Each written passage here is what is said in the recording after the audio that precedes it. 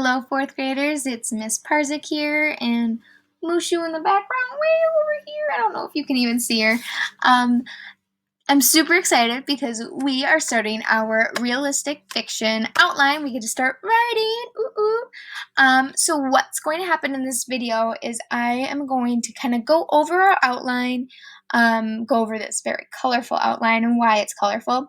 And then we are going to be working on putting our problems in chronological order so that way our writing makes sense. So let's take a look at this outline.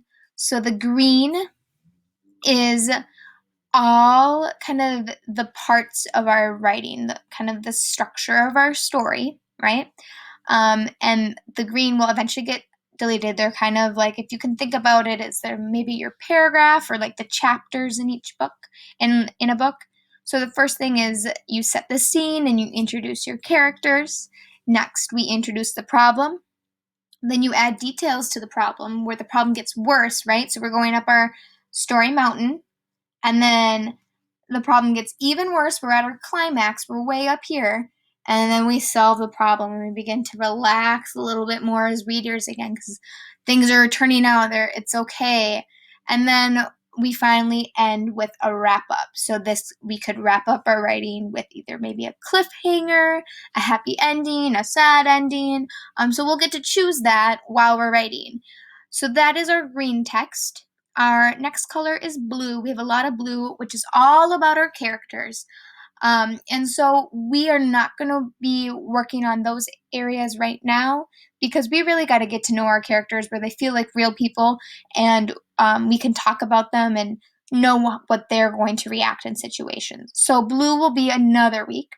And then the red is how our story begins and how our story ends. So we will do that also a little bit later. And then the black, which we will be doing today, the black text, is the problems in our story, the problems that our characters are going to be facing. And so, and a little bit of the setting, which we've also developed on Google Classroom as well. So what you're going to need is your problems and solution sheet of paper, or if you don't have a piece of paper, it's on Seesaw, you took a picture of it, and then go to Google Classroom and get your building the setting. And if you remember, my example is up here, right? Okay, so I'm gonna just hop over to the copy of my outline here. Let's scroll up. I have my name at the top, and our first thing that I already did is we're gonna go to step 1, letter B, which is describe the setting using sensory details. And these are our directions, and we're just gonna start typing right here, right after that colon, okay? So this is how I am setting my scene, the setting. So I used these pictures to inspire me. Some of the things here, the wilderness, hot summer days, it's rainy. It's in the woods, it's on a big river, okay? So all these things I should, eventually I might even be able to copy and paste some of my writing from this onto my, my realistic fiction outline. So, whoop, that's the wrong one. Okay, here we go. So let's see how many senses I used in my setting. So remember we have 5 different senses, okay? Deep in the forest, the family just finished setting up their campsite in the grassy shade. The grass was short and spiky. A maple tree bigger than a person could wrap their arms around covered the family's campsite with freckled sunlight. The running water in the river made the air smell fresh. It was the perfect summer day for camping. So for this, we need to know where and when. When we're describing our setting, where and when is this happening? So where is it happening? In the deep forest, right? When is it happening? Summertime, because of the summer day. So what sensory details did I use? Well, I have spiky grass for touch. I talk about this big maple tree, that sight. You can picture that in your head when I read it.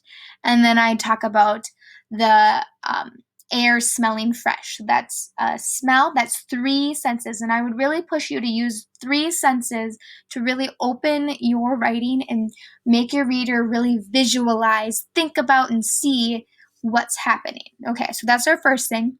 Next, we're going to introduce our problems. So, grab your problem sheet, flip it over here.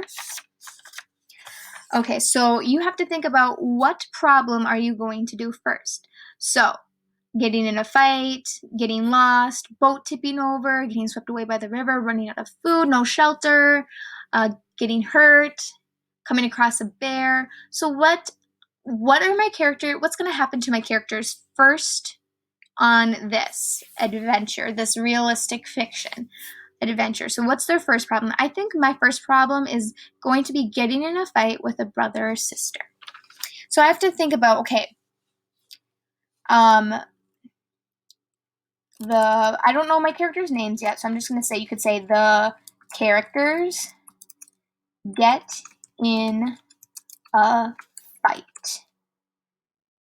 All right, why did the problem happen? So why are my characters fighting?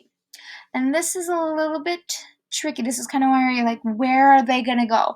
So eventually I want my characters to get on a boat so some of these other problems can happen. So I'm gonna say they need to get on the boat, and the characters are getting in a fight. So when I was little, I loved sitting at the front of the boat because then I could see everything, and it felt like you were not even on a boat, that you're like flying over the water. So I think my characters would be fighting over that front seat, because I know my brother and I fought over that seat so many times. So both characters want to sit at the front of the boat. They race to get to the boat. Oh, can't get rid of that. The boat first. Which character should make it first? I have a brother and a sister. I know that. I'm going to say the brother made it to the boat first. Excuse my typing. Then the sister pushed the brother out of the way to get the front seat. The brother fell to his hands and knees, scraping him and drawing blood. Okay, so that's my first problem. If you have more than 3 problems or 3 things before your climax, super. What I'm going to show you, what you can do is, you see number 3?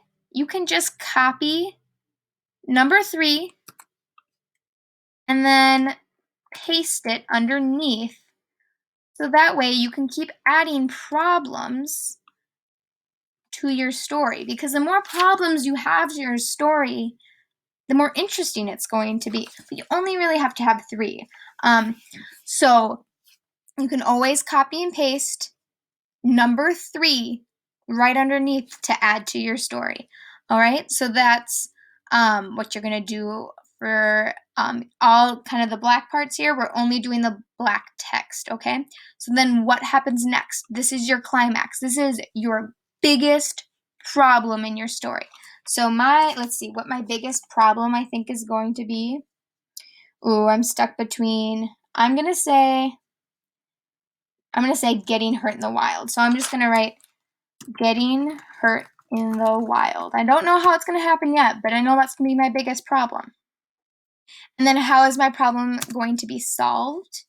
Is my characters find their way back. How? Remember, as a writer, you always have to ask yourself how and why to make your writing interesting. My characters find their way back using, or I'm going to say following the river. So I'm going to keep working on this off camera, but I wanted to give you kind of an overview of what you're going to be doing. So I'm going to explain our directions one more time so that you clearly understand. So all of the black on our outline you need to fill in. You should be using this, your problem solution sheet, and you're building the setting Google Classroom activity, okay? So you should be filling in the black to make your story go in chronological order. First this happened, then this happened, then that happened, right? First, second, third, fourth. We know what chronological order is, okay? So work on getting your problems in and your sensory details in at this time, okay? Happy writing!